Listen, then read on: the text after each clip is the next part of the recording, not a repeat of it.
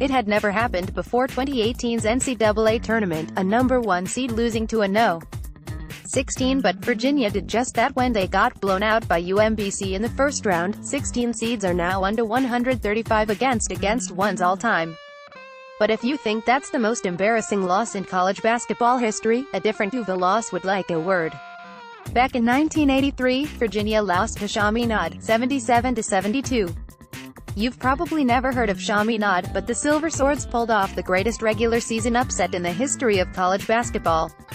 Chaminade was at the time a good basketball program, in the NCAA. It's now a Division II program, but at the time it was in college sports lower division.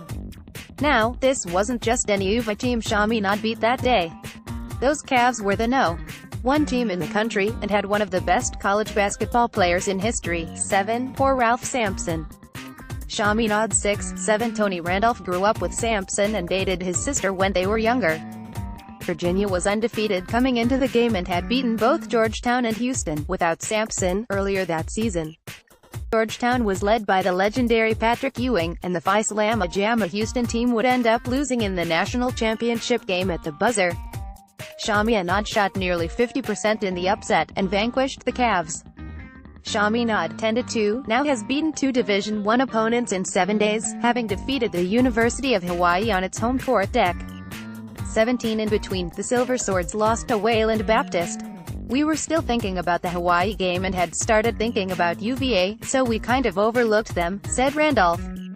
Asked if this was the biggest upset in college basketball history, Holland nodded affirmatively. Ever, Holland was asked. It has to rank right up there, he replied. The upset was so epic that it was memorialized in the NCAA March Madness video game back when it was still around. Our Kofi Abo played the challenge.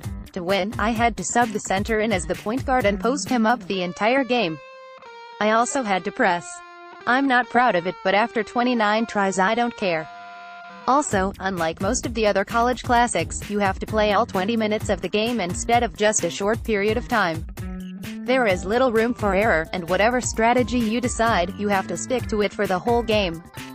Some people went through significant parts of their childhood trying to beat this level. Some never do, and I don't blame them. Since this game is known as one of, if not the greatest, upsets of all time, it only makes sense that it's hard in the video game. The gameplay doesn't have your back, either.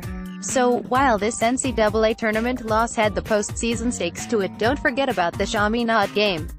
At least UMBC is Division I.